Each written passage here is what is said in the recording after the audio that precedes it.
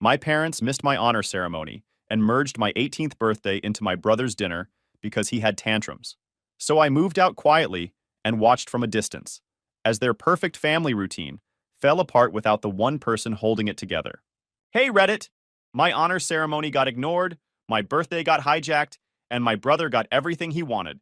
So I packed up, left without a word, and watched their little perfect world fantasy crash hard without me keeping it alive.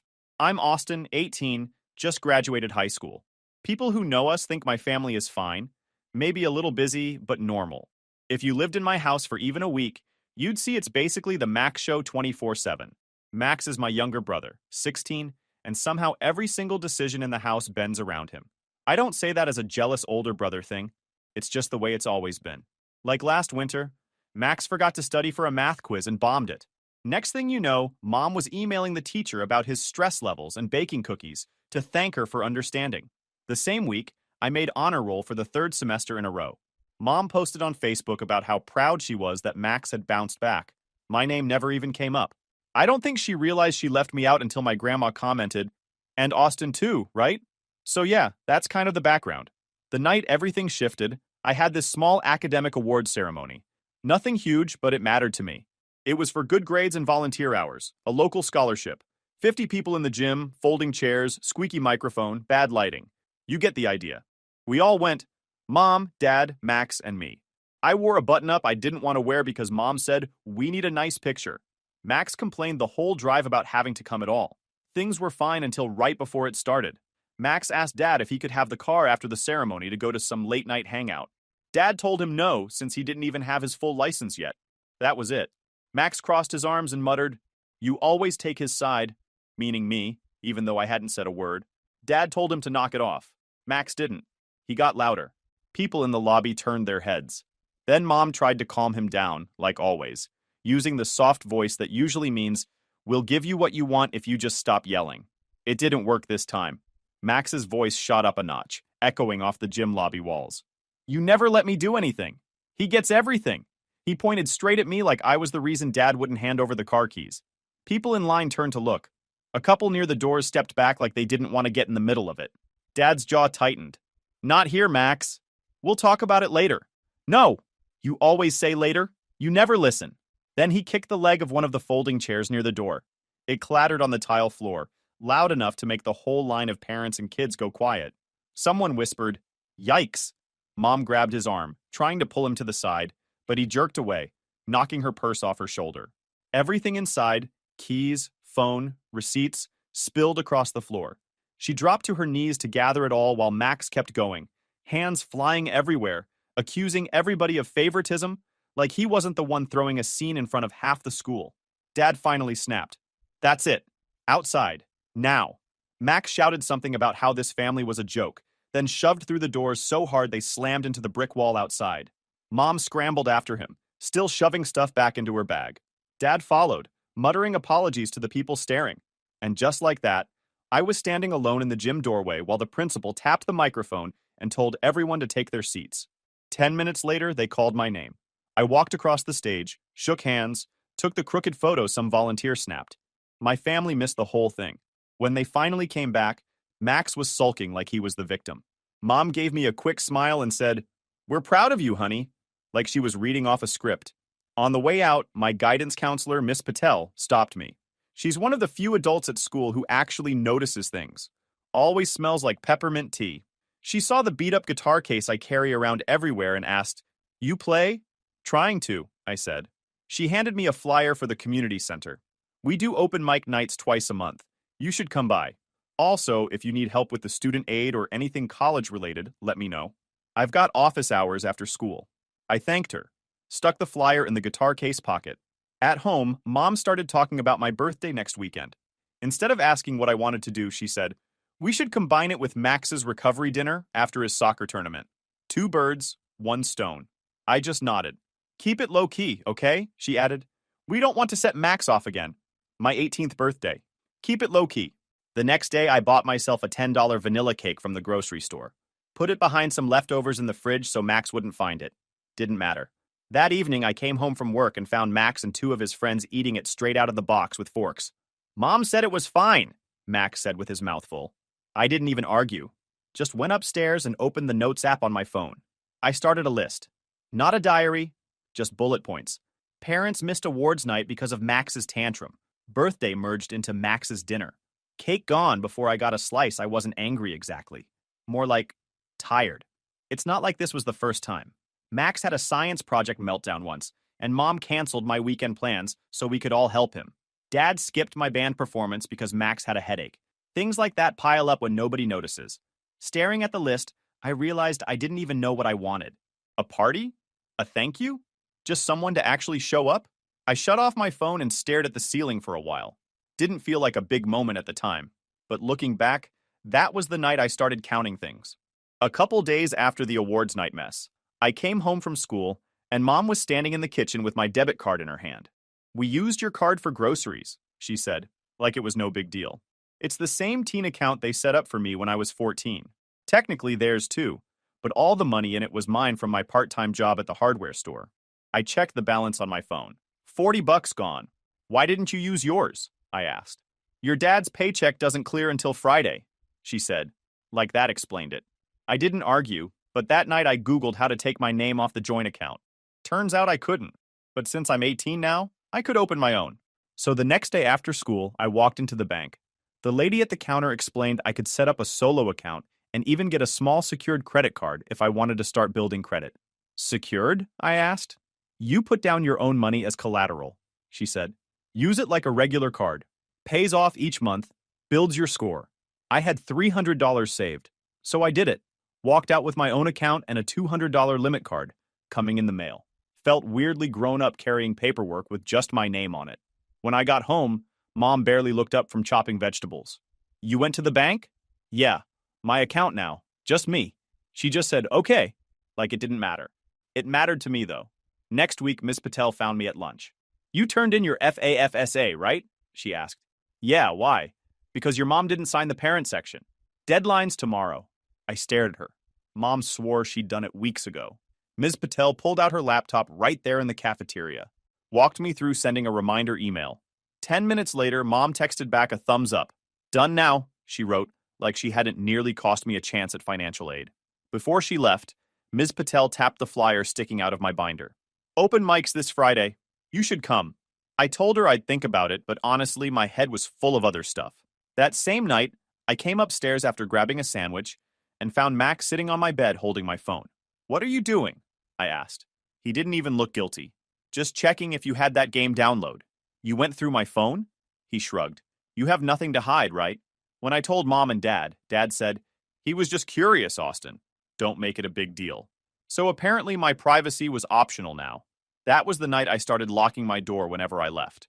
2 days later, I picked up my guitar from the corner and noticed a thin crack along the side near the bridge. Not huge, but new. "Did you touch my guitar?" I asked Max when he got home. "Oh yeah," he said casually. "We used it for a TikTok. Don't freak out." He said it like I was being unreasonable for caring that the only thing I actually saved up for was now damaged because he wanted a video with fake rockstar vibes. Mom told me it was just a scratch. I Googled guitar repair that night and found a tiny music shop 2 blocks over. The next afternoon, I carried it there after work. The guy behind the counter was maybe mid-30s, long hair and a ponytail, sanding something when I walked in. "Can I help you?" he asked, setting the sander down. I showed him the crack. He ran a thumb over it and nodded slowly. "Not terrible. We can stabilize it so it doesn't spread. $100 if we do the full job." Or, he looked at me. "I could show you how to seal it yourself if you want to learn." "Seriously?" "Yeah. Won't be perfect, but it'll hold." "You play?" "Trying to," I said again. He grinned. "Tell you what. Help me restring a couple rentals this weekend. I'll knock off some of the cost." So Saturday, I spent 2 hours learning how to sand and glue the seam so it wouldn't grow. He paid me in store credit and let me restring 2 battered acoustics. Not glamorous, but I didn't care. At home, nobody even asked where I'd been. Mom wanted me to run to the store for Max because he needed some energy drink before practice. I told her I was busy. "You used to help out more," she said, frowning like I was being selfish. Maybe I was. Or maybe I was just done carrying the invisible stuff no one noticed until it wasn't done. I didn't say that out loud. I just went upstairs, locked my door, and started looking at the open mic flyer again. 2 weeks later, I was done waiting for things at home to magically get better. Mom kept acting like nothing happened. Dad avoided me unless it was to tell me to be mature. Max was still slamming doors when he didn't get his way. So when I saw a flyer at work that said, room available, near bus line, shared kitchen, $400 per month, I took a picture. I texted the number, and by that evening, I was standing in a 3-bedroom rental house on Pine Street, meeting the people who already lived there. Amaya, nursing student, 3rd year. She had scrubs hanging on the back of a chair and a pile of medical textbooks on the coffee table. Luis, electrician apprentice, looked like he could rewire the house with his eyes closed. And Noah, a barista finishing community college. Quiet, wore headphones most of the time, had a coffee grinder on the counter like it was a sacred object. They walked me through the place. Small living room with mismatched couches, tiny kitchen with one of those sticky whiteboards on the fridge for groceries. Each person had their own shelf in the pantry, labeled with masking tape. We use a chores app, Amaya explained, pointing at the fridge calendar. Keeps it fair. Dishes, trash, bathroom cleaning. Everyone takes turns. It was the most organized thing I'd ever seen. Rent covered Wi-Fi and utilities. They asked for first month's rent plus a small deposit. I told them I could move in 2 weeks. Walking back to my car, I felt this weird mix of relief and nervous energy. It wasn't fancy, but it was mine if I wanted it. At home that night, I started moving small things into a couple boxes. Books, my thrift store lamp, the blanket my grandma gave me. Nothing too obvious yet. Max barged into my room halfway through. "What's this?" he demanded, pointing at the boxes like I was smuggling contraband. "Just organizing," I said, keeping my voice even. He squinted at me, then yelled downstairs, "Mom!" Austin's packing his stuff. Mom came running up like there was a fire. "Why are you packing?" "I'm moving out," I said plainly. Max smirked, already loud again. "Told you he was leaving? He's so dramatic." "It's not dramatic," I said. "I found a room. I can pay for it. It's closer to work." Max threw his hands up. "Wow. So now we all look like the bad guys?" He said it like I was accusing them of something instead of just leaving. Mom started asking a million questions at once. Rent, safety, food, while Max kept interrupting, saying things like, "He won't last a week," and bet he comes crawling back. Dad finally shouted from downstairs for everyone to shut the door. The whole thing felt like standing in the middle of traffic. 2 nights later, I showed up at the Pine Street house with another box of clothes and books. It was almost 9. I'd just come from work, and I was dead tired. When I opened the door, the smell of frosting hit first. Then they yelled, "Surprise!" "About time," Luis called from the kitchen. "We saved you some cake." Well, most of it. On the counter sat this lopsided grocery store cake with "Happy Late Bidet Austin" written in uneven blue icing, letters smashed together because whoever did it clearly ran out of space. Amaya handed me a paper plate. We didn't have candles, so we improvised. She stuck a single tea light from the living room shelf into the cake and lit it with a grill lighter. Noah rolled in a small amp he'd found at a thrift store for $10. "It might work," he said, "or it might explode when you plug it in." Add some suspense. They sang "Happy Birthday" off-key, laughing halfway through because Luis forgot the words. It wasn't a big thing. No decorations, no big speeches. Just 3 people I barely knew eating store cake on chipped plates while I tried out the amp with my old guitar.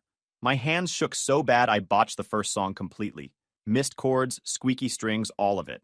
They still clapped like it was good. That night, I crashed on my mattress on the floor, and for the first time in months, actually slept the whole way through.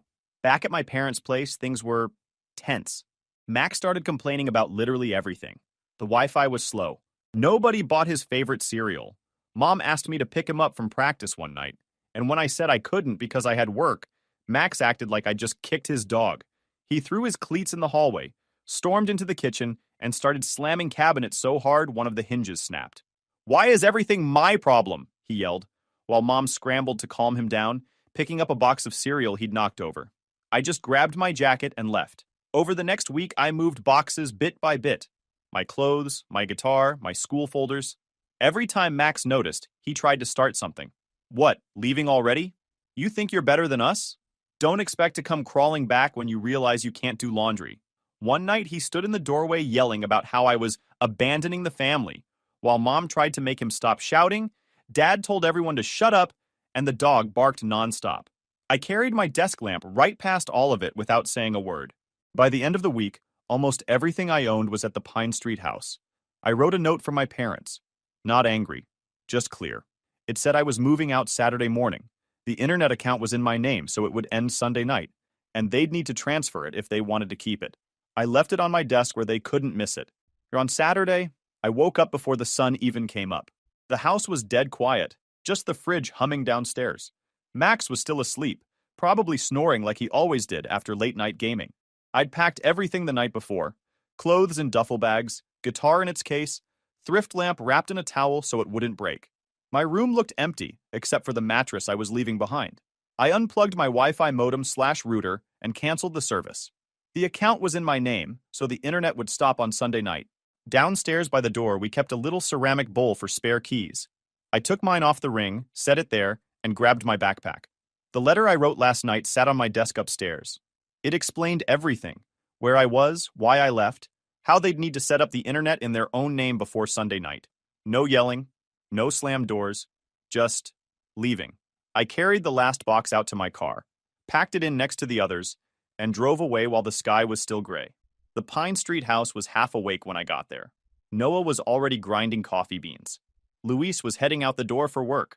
Amaya waved from the couch where she was reading a textbook thicker than a brick. "Big day," she said, nodding at the boxes in my arms. "Yeah," I said, moving in for real this time. My room was small, just enough space for the twin mattress, a folding table, and a thrifted chair I'd picked up for $5.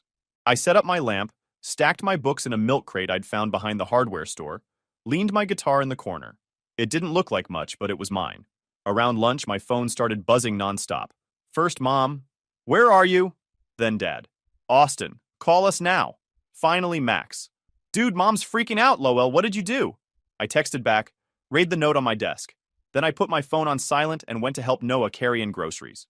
2 hours later, my grandparents called. "We saw your note," Grandma said. Her voice was calm, not angry. "Do you need anything else? Money? Furniture?" "I'm okay," I said. "You already helped with the deposit." Grandpa cut in. "We're proud of you, Austin." Really. Hearing that out loud felt strange, like I didn't realize how much I needed someone to actually say it. That night was open mic at the community center. I wasn't even sure I was going to play. I showed up with my guitar anyway. The place was small, folding chairs, a little platform stage with Christmas lights stapled along the edge, a couple people holding styrofoam cups of coffee. I signed my name on the list, but almost crossed it out twice before they called me up. I played one song, hands shaking, voice not great, but I made it through. When I looked up, I saw Ms. Patel standing in the back by the door. She waved once, smiled, and left after I finished. Didn't even come over to talk, but she showed up, and that tiny thing landed harder than anything my parents had said in months. Afterward, I sat in the car with my guitar in the passenger seat, staring at my phone. I typed out an email to my boss. "Hey, I can take more shifts now if you need extra coverage. Weeknights, weekends, whatever works." 10 minutes later, she replied, "Sure, we can put you on closing shifts. Also, if you keep showing up like this, we might have a shift lead spot soon. Pay bump's small, but it's something." I sat there grinning like an idiot. Back at the Pine Street house, Noah was making spaghetti for everyone. Amaya was quizzing herself on medical terms at the table. Luis was trying to fix a wobbly kitchen chair with a screwdriver. I dropped my guitar in my room and came back out to eat. Nobody asked for details about my family. Nobody asked why I left. They just passed me a bowl of pasta and told me the hot water knob in the shower stuck sometimes. So don't twist it too far, or it leaks. It was the calmest night I'd had in years. The next morning, my phone buzzed again. This time, it wasn't Mom or Dad. It was Max. "Mom says the internet's out? What did you do?" I put my phone on the table, poured myself some coffee, and let Noah tell me about a car that had backfired so loud outside the cafe yesterday that 3 customers spilled their drinks at once. For once, somebody else's chaos was way funnier than mine. By Sunday night, the Wi-Fi at my parents' place was officially off. I knew because Max blew up my phone with texts, "Internet's dead." "What did you do?" "Mom says fix it." "Dad's losing it." I didn't reply. Apparently, Dad tried to call the provider, but didn't have the account number because it was all under my name. By the time they got it switched over on Monday afternoon, Max had gone nearly 24 hours without streaming, gaming, or scrolling TikTok. Grandma later told me he had a full-on tantrum in the living room, slamming doors, yelling about how Austin ruined everything, Mom crying because she didn't know the passwords to anything. Meanwhile, I was sitting on the Pine Street porch, drinking cheap instant coffee out of a chipped mug, while Noah told a story about a customer at the cafe who asked if almond milk came from tiny cow nuts. For the first time in years, none of it involved me. At home, the basics I used to cover fell apart.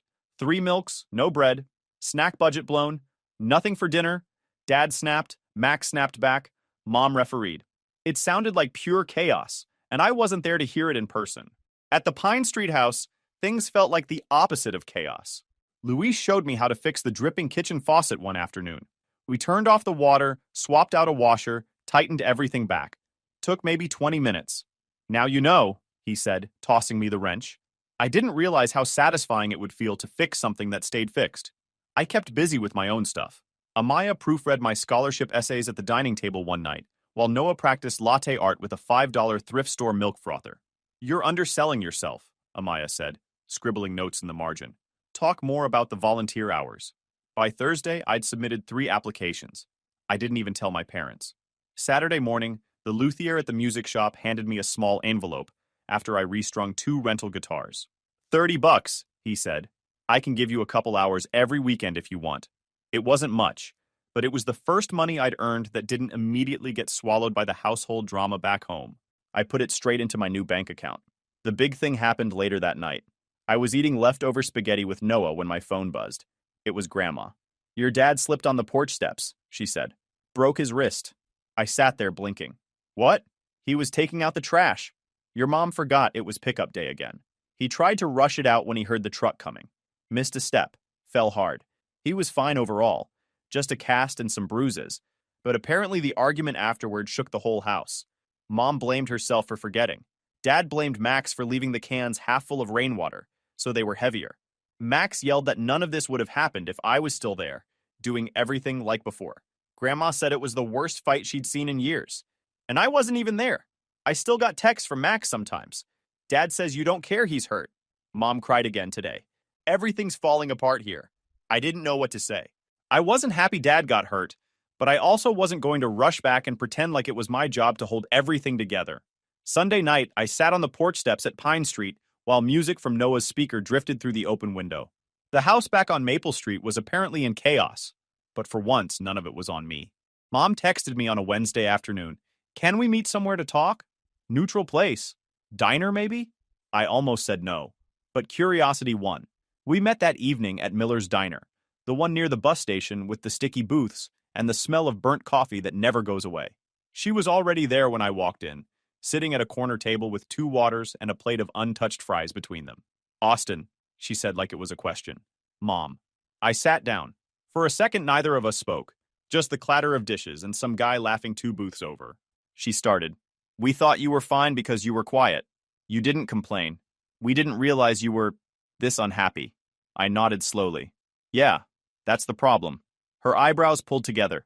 What do you mean? I leaned forward. The awards night? You left because Max threw a tantrum. My birthday got turned into his dinner. You took my debit card without asking. He cracked my guitar. He went through my phone. I got told to be mature every single time. Like I didn't matter as long as Max stayed calm. She flinched like I'd thrown something. It wasn't like that. It was exactly like that, I cut in. You didn't even sign the FAFSA until my counselor chased you. If Ms. Patel hadn't helped, I might have missed the deadline. And you barely reacted when I moved out. Just panicked about the internet. Mom set her water down too hard. You think we don't care about you? That's not fair, Austin. We've supported you.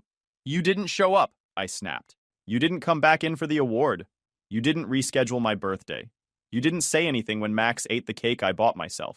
You let him go through my stuff and told me not to overreact. So yeah, maybe you care in your head, but it never showed. She shook her head. We were trying to keep the peace. Max has issues controlling things. We didn't want constant fighting. So you sacrificed me instead, I said flatly. That one landed. Her mouth opened, closed, then opened again. We never meant to hurt you. Intent doesn't erase what happened, I said.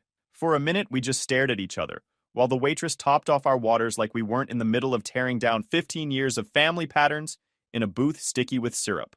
Finally, Mom said, We want you to come home. I almost laughed.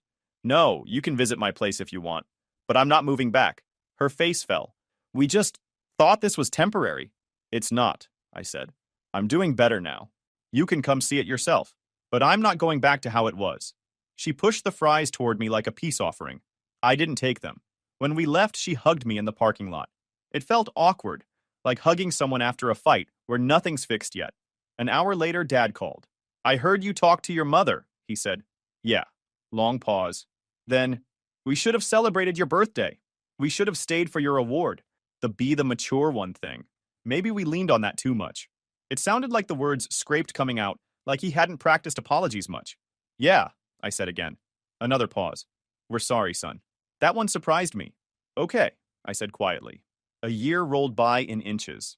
Work shifts piled up, rent cleared on time, the house on Pine Street settled into a rhythm. I visited my parents now and then, and they visited me. Nothing dramatic, just steadier, like everyone was learning the basics way late. Max didn't call. Not that I expected him to, but Grandma told me Dad made him do his own laundry now, because he kept leaving piles in the hallway. Mom told him to start calling his own soccer coach instead of having her write excuse notes. Apparently he hated it. Meanwhile, things on my side kept moving. Earlier that spring, Ms. Patel emailed, FAFSA processed. You're good to go. At the bottom, she added, Open mic organizer wants to give you a 10-minute slot next month if you want it. Let me know. I stared at the screen for a long time before replying. Yeah, I want it. That weekend, Mom and Dad showed up at Pine Street with a box of groceries. Bread, eggs, cereal, even a jar of the peanut butter I like. Mom set it on the counter. For you, she said. Thanks, I said, keeping my voice even. Dad looked around the small kitchen, the thrift store rug in the living room, the stack of plates drying in the rack. Place looks good, he said finally. Yeah, I said. It is. Ixcaux. And as summer tipped into fall again, things were getting better. I was working almost full-time at the hardware store now. The manager handed me a navy blue polo one Friday and said, Congrats, shift lead. Pay wasn't amazing, but it came with keys to the place and a raise big enough that I didn't have to count every single dollar anymore. At Pine Street, life settled into a routine. Amaya's clinical rotations got longer. Luis came home one night grinning because he passed some big electrician exam. Noah practiced latte art on Saturdays and covered the kitchen counter in tiny cups of failed hearts and leaves. Me? I signed up for another open mic slot. I'd already done one 10-minute set in spring. This one felt bigger. On the morning of my 19th birthday, I woke up to noise in the kitchen. Sit down, Amaya ordered when I wandered out. On the table was a stack of pancakes shaped like something. Probably supposed to be 19. Maybe it was 13. Hard to tell. There was a candle stuck in the top one anyway. Noah handed me a card with a terrible drawing of a guitar on the front. Luis dropped a small toolkit on the table. For the wobbly chair in your room, he said. We ate pancakes off paper plates, and for the first time, my birthday didn't feel like something I had to fight for. The open mic that night was packed. More people than last time. Probably 20 or 30 in folding chairs. String lights across the ceiling. A couple kids with violins. Someone doing poetry before me. When my name got called, I walked up with the guitar hanging off my shoulder and played 2 songs. The first one was rough, nerves making my fingers stiff. But the second one, that one landed. People clapped for real this time. From the corner of my eye, I saw them, Mom and Dad, slipping in late, sitting near the back. No Max. When I stepped off the stage, they handed me a small box.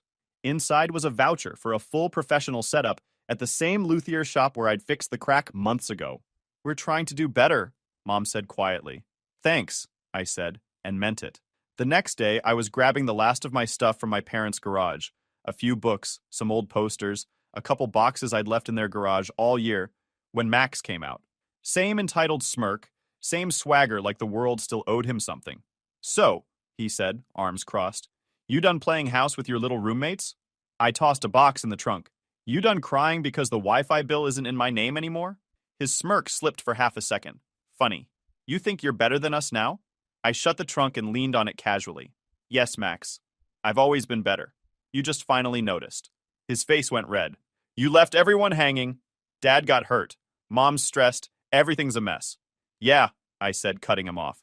Because apparently the whole house collapses if I'm not there to do the dishes and pay for the internet. Wild concept, huh?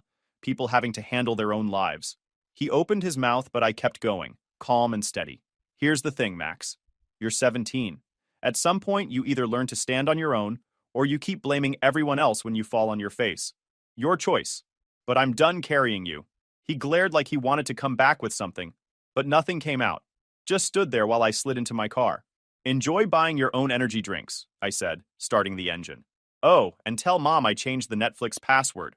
Then I drove off while he shouted something about being selfish that I didn't bother hearing.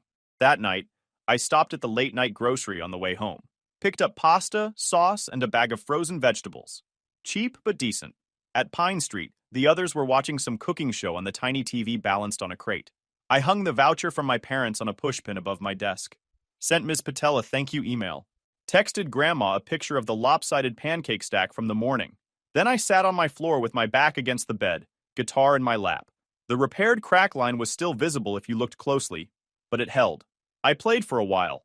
Not great, not perfect, but stable. Enough. That was the first birthday in my life that felt like it was actually mine. And that closes the story the way it should.